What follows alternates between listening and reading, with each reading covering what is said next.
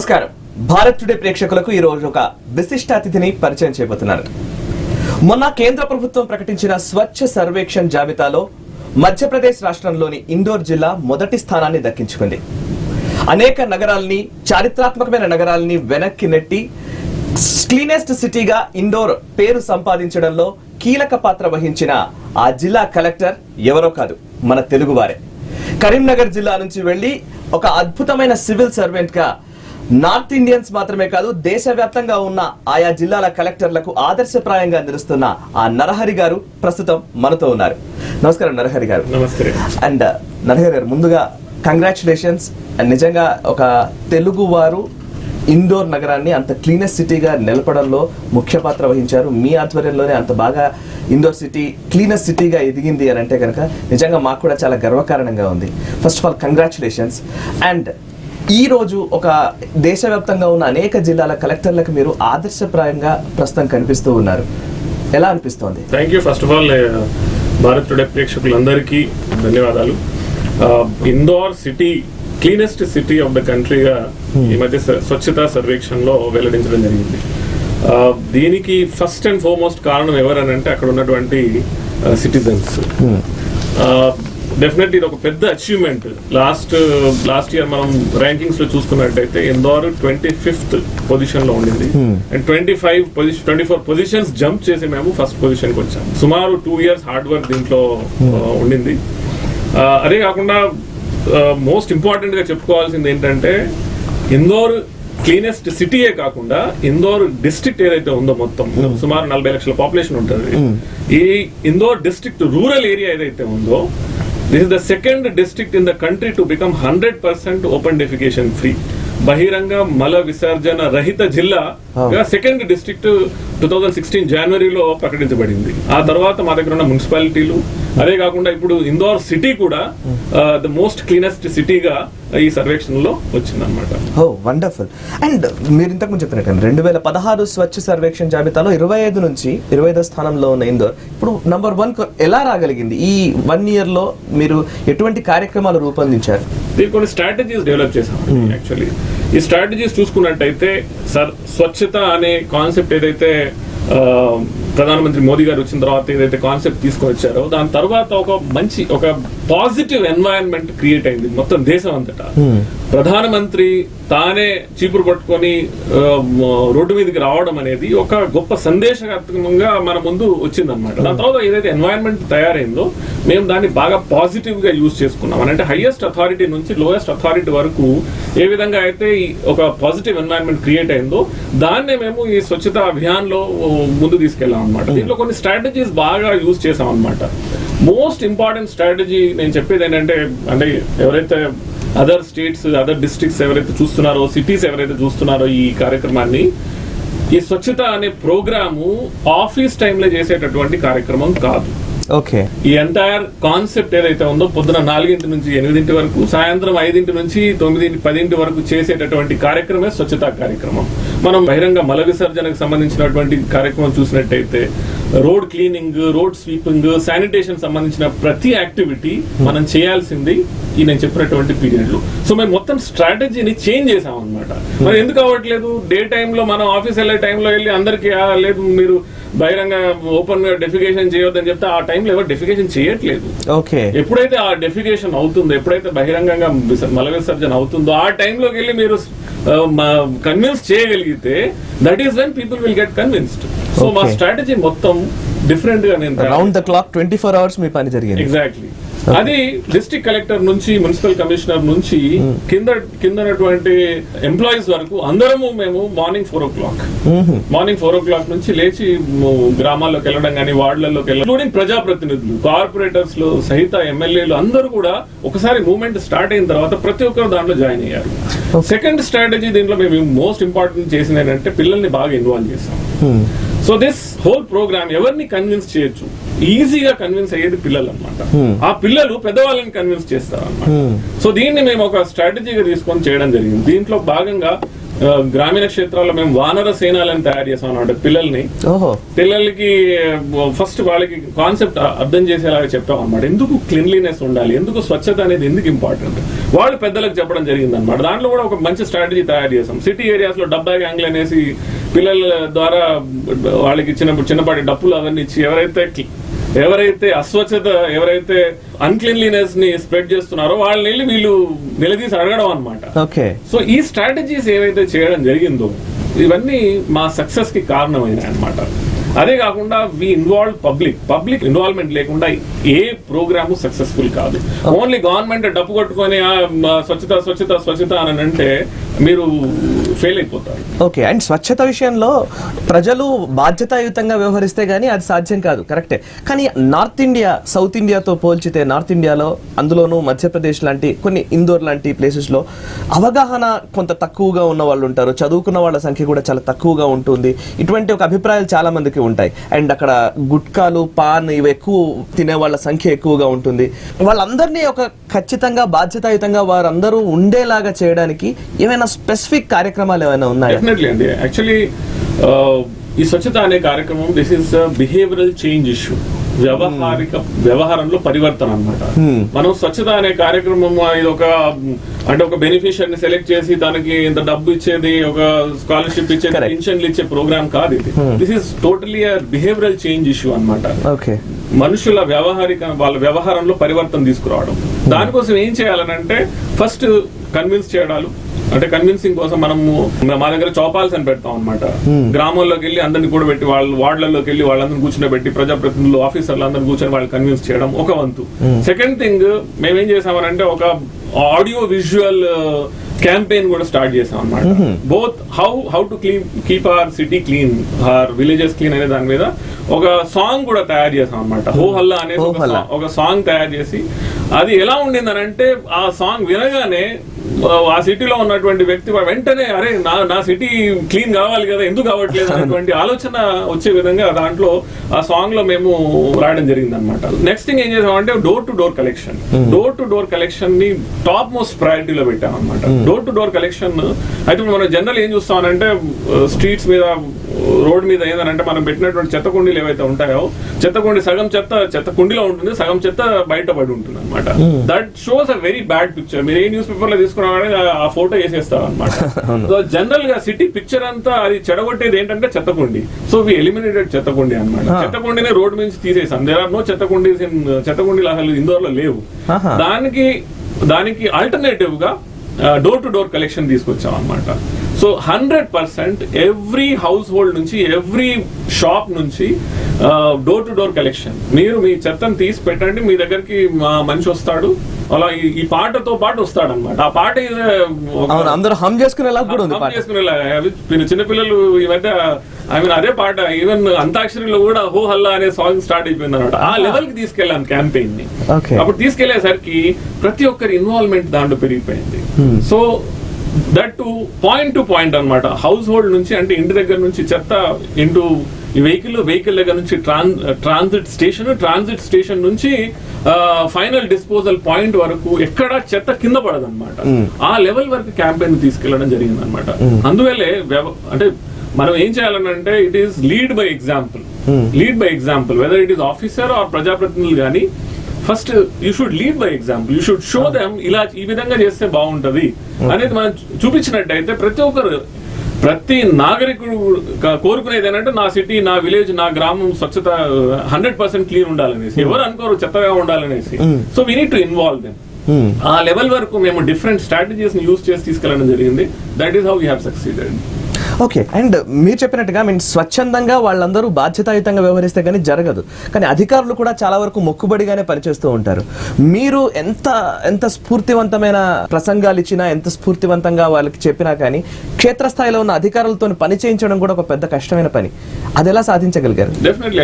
What I'm saying, నేను ముందు నుంచి చెప్పేది ఏంటంటే సీనియర్ మోస్ట్ ఆఫీసర్ నుంచి ఇప్పుడు మనం సీనియర్ మోస్ట్ మనం పబ్లిక్ రిప్రజెంటేటివ్ ప్రైమ్ మినిస్టర్, ఆ తర్వాత చీఫ్ మినిస్టర్, ఇక్కడ మనము డిస్ట్రిక్ట్ లెవెల్ లో చూసుకున్నట్టయితే ఒక మెంబర్ ఆఫ్ పార్లమెంట్, ఒక ఎమ్మెల్యే ఎవరైతే పబ్లిక్ రిప్రజెంటేటివ్స్, అలాగే డిస్ట్రిక్ట్ లెవెల్ ఆఫీసర్ చూసుకుంటే ఒక కలెక్టర్, ఒక మున్సిపల్ కమిషనర్.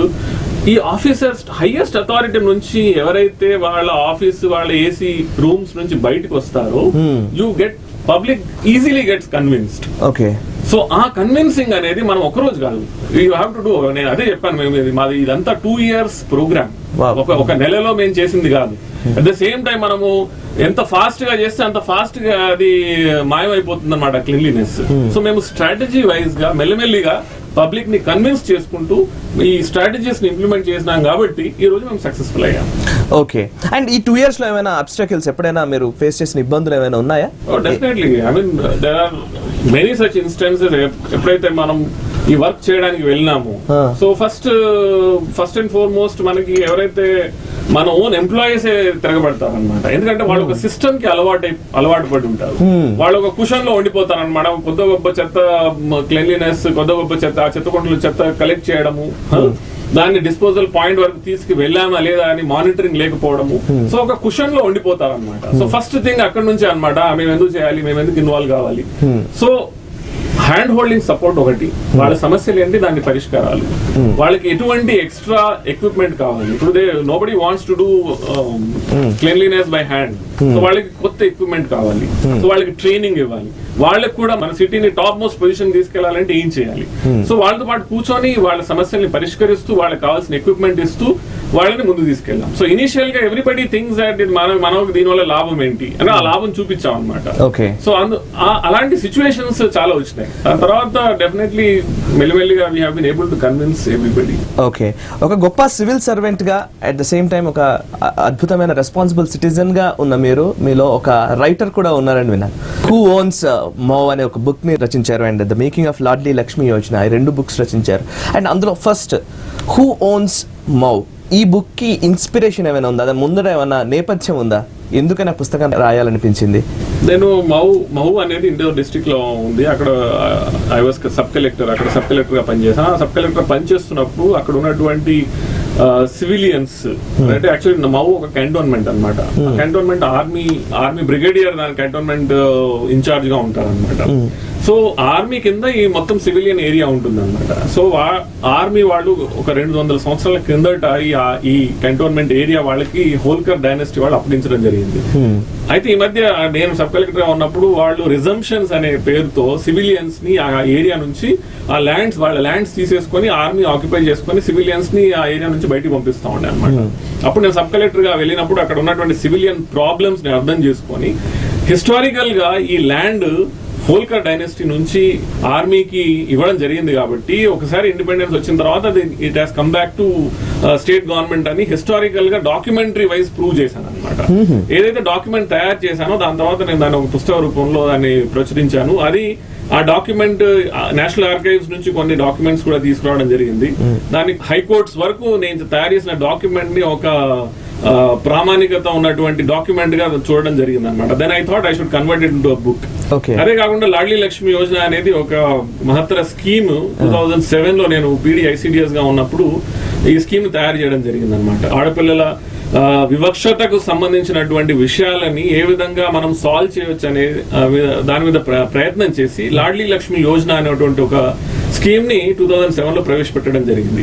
ఆ స్కీమ్ ఎంత సక్సెస్ఫుల్ అయిందనంటే దాని తర్వాత సుమారు 12 రాష్ట్రాలలో ఆ స్కీమ్ ని యాజ్ ఇట్ ఈస్ గా కాపీ చేయడం జరిగింది. ఈవెన్ మన ఉమ్మడి ఆంధ్రప్రదేశ్ లో బంగారు తల్లి స్కీమ్ గా సేమ్ పథకాన్ని ప్రవేశపెట్టడం జరిగింది. సో దాని తర్వాత ఏ విధంగా ఒక స్కీమ్ తయారవుతుంది, దాని వెనకాల ఎటువంటి థింక్ ట్యాంక్ ఉంటుంది, దాని వెనకాల ఎంత పరిశ్రమ ఉంటుంది అనే దాన్ని బేస్ చేసుకుని how the making of loudly Lakshmi Yojana అనే పుస్తకం కూడా రాయడం జరిగింది. ఓకే, ఒక ఐఏఎస్ గా మీకు హూ ఓన్స్ మౌ అనే పుస్తకంలోనేమో ఒక సివిలియన్స్ తరపున పోరాటం చేసేదానికి మీరు చాలా వరకు తోడ్పాటు చేశారు. ఒక పోరాటానికి మీ మద్దతు కనిపించింది, ఇంకొక వైపు ఏమో ఒక సంక్షేమానికి మద్దతు కనిపిస్తోంది. ఈ రెండు అంశాలని ఒక తాటిపైన నడుపుతూ ముందుకు సాగడం అనేది చాలా కష్టమైన ప్రక్రియ. ఎలా సాధ్యపడింది మీకు? అల్టిమేట్లీ పబ్లిక్ సర్వెంట్ అంటే మేము సివిల్ సర్వీసెస్ లో ఉన్నాం కాబట్టి పబ్లిక్ సర్వెంట్స్ కాబట్టి we have to take a side. ఎవరి సైడ్ ఉన్నారు, whose side are you. Yes. So always public servant, civil servant, ఇప్పుడు మేము ఒక జిల్లా కలెక్టర్ గా ఉన్నప్పుడు district collector is a public man. Okay. So you are a public man, you are a public servant, not public man. You should always take the side of public. So నేను గత 10 సంవత్సరాల collector గా ఉన్నాను. I have always taken the side of public. So public side తీసుకున్నప్పుడు, public view మనకి స్పష్టతగా మనలో కనిపించినప్పుడు, public view తీసుకున్నప్పుడు, ఆల్వేస్ స్కీమ్ ప్రవేశపెట్టినా లేకపోతే ఇష్యూస్ మీద పోరాడినా కూడా కానీ always public side is the best side. ఒక చిన్న బ్రేక్ తీసుకుందాం. బ్రేక్ తర్వాత నరహరి గారి కుటుంబ నేపథ్యం ఏంటో తెలుసుకుందాం. వారు ఒక IAS గా ఎదిగిన క్రమానికి సంబంధించి వారు వివరణ ఏంటో చూద్దాం. చిన్న విరామం తర్వాత చూస్తూనే ఉండండి భారత్. ఒక అధికారి మీరు చెప్పినట్టుగా ప్రజల పక్షాన నిలవాలి, కానీ ఈ మధ్య అంటే ఇప్పుడున్న పరిస్థితుల్లో మన తెలుగు రాష్ట్రాల్లో ఒక చర్చ జరుగుతుంది ఏంటంటే ఉత్తర భారతదేశానికి సంబంధించిన IAS ఆఫీసర్ని ఇక్కడ దక్షిణ భారతదేశంలో అందులో TTD EOగా ఎలా నియమిస్తారు అనేది ఒక చర్చ నడుస్తోంది. మీరేమో ఉత్తర భారతదేశంలోనే మన తెలుగు రాష్ట్రాలకు సంబంధించిన వ్యక్తి, కరీంనగర్ జిల్లా నుంచి వెళ్ళి అక్కడ సర్వీస్ అందిస్తూ ఉన్నారు. సో ఈ వివాదాన్ని మీరు ఎలా చూస్తారు? ఐ డోంట్ నో ఈ వివాదం ఏం జరుగుతుందో దాని గురించి నాకు పెద్దగా తెలియదు. బట్ జనరల్ గా ఆల్ ఇండియా సర్వీసెస్ ఏదైతే IAS, IPS, Indian forest service అని 3 ఆల్ ఇండియా సర్వీసెస్ ఉన్నాయి. దీని అవధారణ అంటే దీని ఒరిజినల్ గా ఈ ఆల్ ఇండియా సర్వీసెస్ ని ఇంప్లిమెంట్ చేసేటప్పుడు 1940s, 1947, 1950 మధ్యలో కాన్స్టిట్యూయెంట్ అసెంబ్లీ అని ఉండింది. కాన్స్టిట్యూయెంట్ అసెంబ్లీ కాన్స్టిట్యూషన్ ని తయారు చేసేటప్పుడు అప్పుడు జరిగినటువంటి ఏవైతే డిబేట్స్ ఏవైతే జరిగాయో, సర్దార్ వల్లభాయ్ పటేల్ ఈ ఆల్ ఇండియా సర్వీసెస్ ని తీసుకొచ్చినప్పుడు ఒక మోస్ట్ ఇంపార్టెంట్ థింగ్ చెప్పింది ఏంటంటే ఆల్ ఇండియా సర్వీసెస్ లో ఇంపార్షియాలిటీ ఉండాలి. ఆల్ ఇండియా సర్వీసెస్ ఎందుకు అనంటే ఇంపార్షియాలిటీ ఉండాలి. ఇప్పుడు నేను ఎందుకు మధ్యప్రదేశ్ లో పనిచేస్తున్నానంటే ఆల్ ఇండియా సర్వీసెస్ లో ఒక ఫార్ములా ఉంటుంది అన్నమాట. ఒక స్టేట్ లో 3 వేకెన్సీస్ ఉంటే దాంట్లో ఒకడే ఇన్సైడర్ ఉంటాడు, 2 అవుట్ సైడర్లు ఉంటారు. ఎందుకంటే ఆ స్టేట్ లో ఇంపార్షియాలిటీ ఉండాలి కాబట్టి. సో అందుకని ఇప్పుడు నేను మధ్యప్రదేశ్ ఎందుకు వెళ్ళానంటే నేను అవుట్ సైడర్ గా ఆ స్టేట్ కి వెళ్ళాను. అక్కడ నాకు బంధువులు లేరు, చుట్టాలు లేరు, ఎవరు తెలిసిన వాళ్ళు ఉండరు కాబట్టి నేను ఇంపార్షియల్ గా పనిచేస్తాను. So all India services impartial service. ఇప్పుడు ఒక ఉత్తర భారతదేశం నుంచి వచ్చి దక్షిణ భారతదేశంలో పనిచేస్తున్నారంటే ఇంపార్షియాలిటీ సర్వీస్ లో ఉండాలి కాబట్టి. ఇప్పుడు టీటీడీలో కానీ ఇంకే డిపార్ట్మెంట్ లో ఆ వ్యక్తిని వేసినా కూడా కానీ he will work with impartiality. So నాకు తెలిసినంత వరకు ఆల్ ఇండియా సర్వీసెస్ ఉద్దేశమే ఇంపార్షియాలిటీ. అలాంటప్పుడు టీటీడీలో నార్త్ ఇండియన్ తీసుకొస్తే ఆయన he will do his work, he will not పార్షియాలిటీగా వ్యవహరించాడు. అట్ ద సేమ్ టైం అక్కడ ఉన్నటువంటి ఏదైతే పొలిటికల్ బాడీ ఉంటుందో they will actually run the show. Where all India services officer, IAS officer will only guide, will tell ఇవి rules regulations ఇవి అని చెప్తాడు అంతే. So I don't see any reason why they should debate on. ఇప్పుడు north ఇండియాలో మేము వెళ్ళి పని చేయట్లేదా? We are one of the most sought after officers in north India. North ఇండియాలో సౌత్ ఇండియన్ ఆఫీసర్స్ అంటే ఒక మంచి పేరు, వీళ్ళు పనిచేస్తారు, సిన్సియారిటీ ఉంటుంది. సో ఈ అపోహలు అనేవి ఉండకూడదని నా అభిప్రాయం. ఓ వండర్ఫుల్. అండ్ కరీంనగర్ నుంచి ఇందోర్ కలెక్టర్ వరకు మీ ప్రయాణం సాగిన తీరుతెన్నులు ఒక్కసారి అంటే మీ నేపథ్యం గురించి ఒకసారి చెప్తారా? డెఫినెట్లీ. నేను ఉమ్మడి కరీంనగర్ జిల్లా ఉమ్మడి రామగుండం మండలం, ఇప్పుడు పాలకుర్తి మండలం అయిపోయింది. అక్కడ బసంత్ నగర్ అనే గ్రామంలో పుట్టాను. అక్కడ మా ఫాదర్ టైలరింగ్ పని చేసేవారు. అక్కడే నేను చదువుకొని దాని తర్వాత AP residential junior college Nimmakuru intermediate చేసి ఆ తర్వాత IITలో సెలెక్షన్ రాలేదైతే నేను ఇంజనీరింగ్ కోసం హైదరాబాద్ వచ్చాను. హైదరాబాద్ రావడం కేవలం సివిల్ సర్వీసెస్ కోసం ప్రిపరేషన్ చేయాలి, ఇక్కడ హైదరాబాద్ లో ఉంటే అన్ని రకాల ఫెసిలిటీస్ ఉంటాయనే ఉద్దేశంతో ఇక్కడికి వచ్చి ఇక్కడ ఇంజనీరింగ్ చేస్తూ నేను ఉస్మానియా యూనివర్సిటీ టాపర్ గా మెకానికల్ ఇంజనీరింగ్, అదే విధంగా AP స్టడీ సర్కిల్, అప్పుడే AP స్టడీ సర్కిల్ ఏదైతే ఫ్రీ కోచింగ్ ఉంటుందో ఆ స్టడీ సర్కిల్ లో ఫ్రీ కోచింగ్ తీసుకొని 2001 లో IAS కి సెలెక్ట్ అయ్యాను. Okay.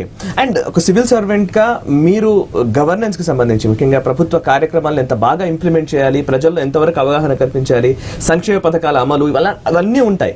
At the same time వీటితో పాటు కొన్ని పొలిటికల్ కంపల్షన్స్ కూడా ఉంటాయి. ఆ రాజకీయ ప్రలోభాలు కావచ్చు, ఆ ఒత్తిడి కావచ్చు, వీటిని ఎలా తట్టుకొని ముందుకు వెళతారు? ఒక సివిల్ సర్వెంట్ గా మీ అభిప్రాయం ఏంటి? దీంట్లో అందరూ అర్థం చేసుకోవాల్సింది ఏంటంటే ఇది ఒక ప్రజాస్వామ్య వ్యవస్థ. ప్రజాస్వామ్య వ్యవస్థలో ప్రజాప్రతినిధులు, elected representatives they play the most important role. Government ఏదైతే ఫామ్ అవుతుందో ప్రజలు వాళ్ళని ఎన్నుకుంటారు, వాళ్లే ప్రజాస్వామ్య వ్యవస్థని నడిపిస్తారు. సివిల్ సర్వీసెస్ అనేది బ్యాక్ బోన్ గా ఆ వ్యవస్థను నడిపిస్తూ ఉంటుంది. సో మా రోల్ డెఫినెట్లీ ఇనీషియల్ గా సర్వీస్ లోకి వచ్చిన తర్వాత ఒక 7-8 years వరకు ఈ తర్జన భర్జన జరుగుతూ ఉంటుంది అనమాట between civil servants and political representatives. But at the same time most importantly మనం చేయాల్సింది ఏంటంటే మన ఐడియాలజీ ఏమిటి, మనము ఎలాంటి ఐడియల్స్ ని తీసుకొని వచ్చాం, మనం ఎందుకు వచ్చాం సివిల్ సర్వీసెస్ లోకి అనే దాన్ని మనం కట్టుబడి ఉండాలి.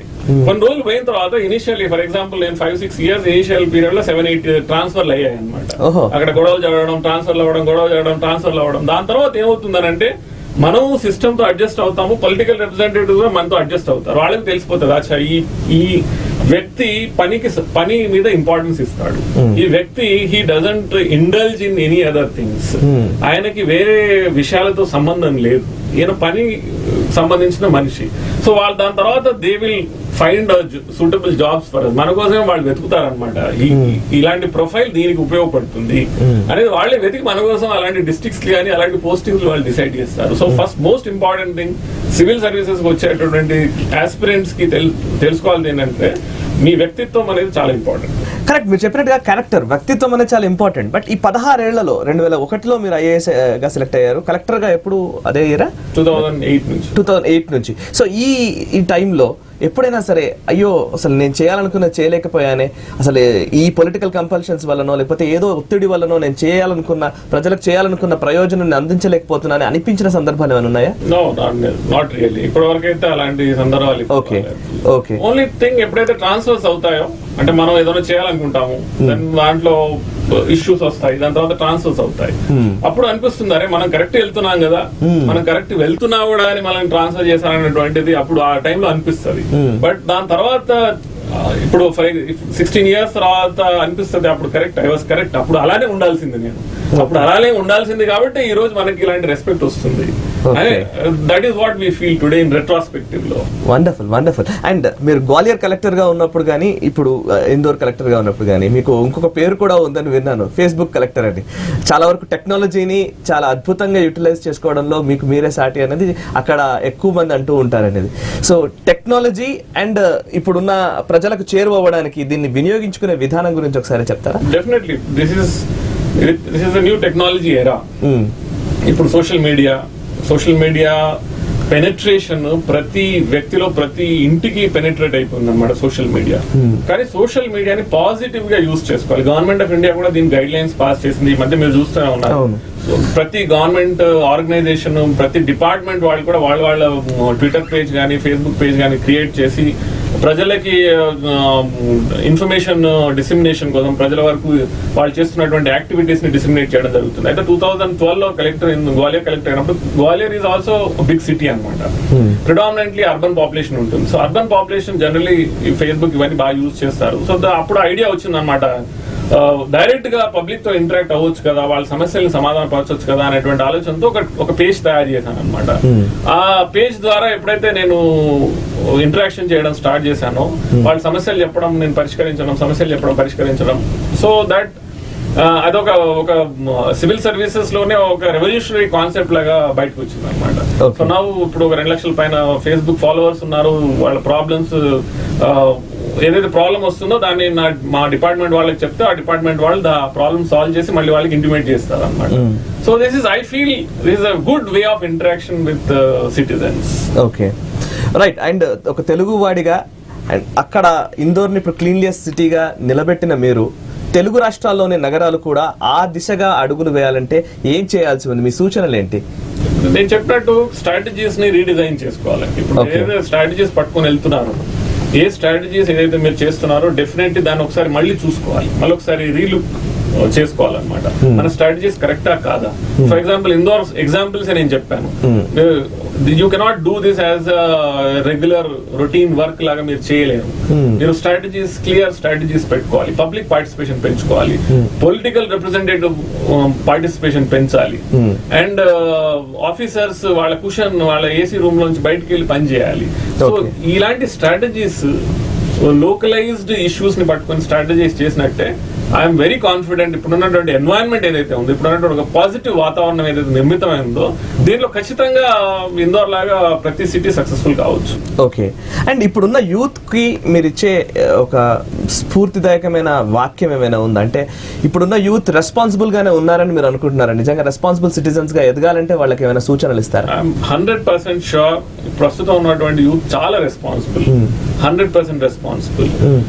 ప్రస్తుతం మనం చూస్తున్నటువంటి ఇప్పుడు ఈ గవర్నమెంట్ స్కీమ్స్ లో కానీ, పబ్లిక్ పార్టిసిపేషన్ లో కానీ, కొత్తవి ఏదైనా కొత్త ఇష్యూస్ మీద కొత్త ఇష్యూస్ మనం పబ్లిక్ లోకి తీసుకొస్తే చాలా మంచి పాజిటివ్ రెస్పాన్స్. అట్లీస్ట్ నేను ఇందోర్లో, గ్వాలియర్లో ఎక్కడెక్కడైతే పనిచేశానో, what we're seeing is positive response వస్తుంది అనమాట. వాళ్ళు సూచనలు కూడా ఇస్తారు, వాళ్ళు సజెషన్స్ ఇస్తారు, ఈ విధంగా చేస్తే బాగుంటుంది.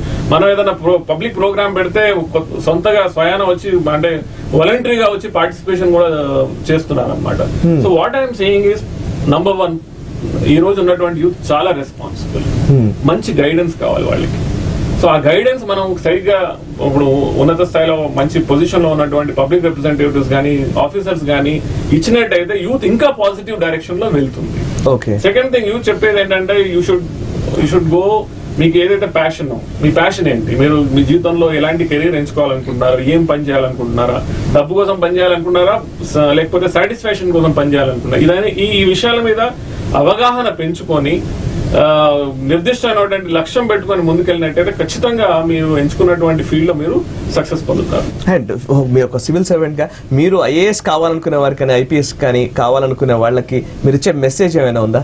డెఫినెట్లీ నేను చెప్పేది ఏంటంటే, this is the best place to serve people. Yes, and this is not the place to earn money. Service orientation ఉన్నట్టు అనిపిస్తే, పబ్లిక్ పర్సనల్ సాటిస్ఫాక్షన్ కోసము మీరు సివిల్ సర్వీసెస్ కి రావాలనుకుంటే this the best place to come. Okay, and Narahari గారు, ఇందోర్ ని క్లీన్లియస్ సిటీగా నిలిపారు. And Indore జిల్లాలో కూడా బహిరంగ మలమూత్ర విసర్జన లేకుండా చేయగలిగారు. చాలా వరకు అద్భుతమైన ఫలితాలను అక్కడ మీరు చూపిస్తూ ఉన్నారు. What next? మీ ముందున్న లక్ష్యాలు ఏవైనా ఉన్నాయా? డెఫినెట్లీ మాది అంతా బికాస్ గవర్నమెంట్ సర్వీస్ లో ఉన్నాం కాబట్టి, ప్రస్తుతం డిస్ట్రిక్ట్ కలెక్టర్ గా ఉన్నాం కాబట్టి, మాకు గవర్నమెంట్ ఏదైతే మాకు టార్గెట్స్ ఇస్తుందో ఆ టార్గెట్స్ మేము కంప్లీట్ చేస్తాం. ప్రస్తుతానికి నేను ఇందోర్ లో హౌసింగ్ ఫర్ ఆల్ స్కీమ్ ఏదైతే ఉందో గవర్నమెంట్ ఆఫ్ ఇండియాది, మధ్యప్రదేశ్ గవర్నమెంట్ కూడా ప్రధానమంత్రి ఆవాస్ యోజన అనేసి హౌసింగ్ స్కీమ్ ఏదైతే తీసుకొచ్చిందో, రూరల్ ఏరియాస్ లో ప్లస్ అర్బన్ ఏరియాస్ లో మాక్సిమం కాన్సన్ట్రేషన్ చేస్తున్నాం అనమాట. ఇప్పుడు ఇందోర్ లో ఫర్ ఎగ్జాంపుల్ మేము 25,000 ఇల్లు కడుతున్నాం. 25,000 ఇల్లు ఆల్రెడీ వాటి పునాదులు వేసి కన్స్ట్రక్షన్ స్టార్ట్ అయిపోయింది. సో బెస్ట్ క్వాలిటీ హౌసింగ్ పేద ప్రజలకి, బిలో పావర్టీ లెవెల్ లో ఉన్నటువంటి వాళ్ళకి ఇవ్వాలన్నటువంటి government of India state government scheme ఏదైతే ఉందో దాని మీద కాన్సన్ట్రేట్ చేస్తున్నాం. అండ్ దీంట్లో కూడా కంట్రీలో నంబర్ 1 రావాలని మా ఉద్దేశం అనమాట. రైట్, చివరిగా భారత్ టుడే ప్రేక్షకులకు ఒక తెలుగు వాడిగా అండ్ అక్కడున్న అద్భుతమైన స్థానంలో ఇప్పుడు మీరు ఇందోర్ నిలిపిన వ్యక్తిగా భారత్ టుడే ప్రేక్షకులకు మీరు ఇచ్చే మెసేజ్ ఏంటి? ఈ రోజు మీ ముందుండి ఈ ఇష్యూ మీద మాట్లాడడం చాలా సంతోషంగా ఉంది. తెలుగు వాళ్ళు ఎక్కడున్నా వాడని మంచి చేస్తారు, అందరికి మంచి జరగాలని కోరుకుంటారు.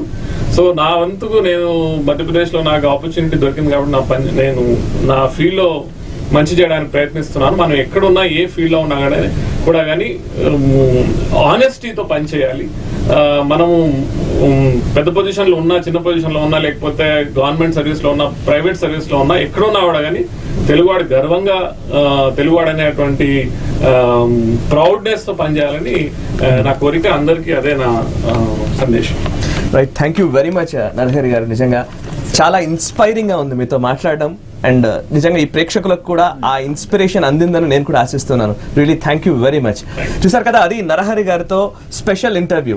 ఇండోర్ ని క్లీన్లియస్ సిటీగా ఆయన నిలపడంలో నిజంగా చాలా కృషి ఉంది, చాలా శ్రమ ఉంది.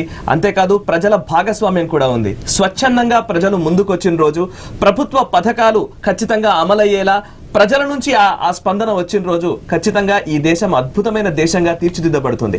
చూస్తూనే ఉండండి భారత్ టుడే, దేశం కోసం, ధర్మం కోసం.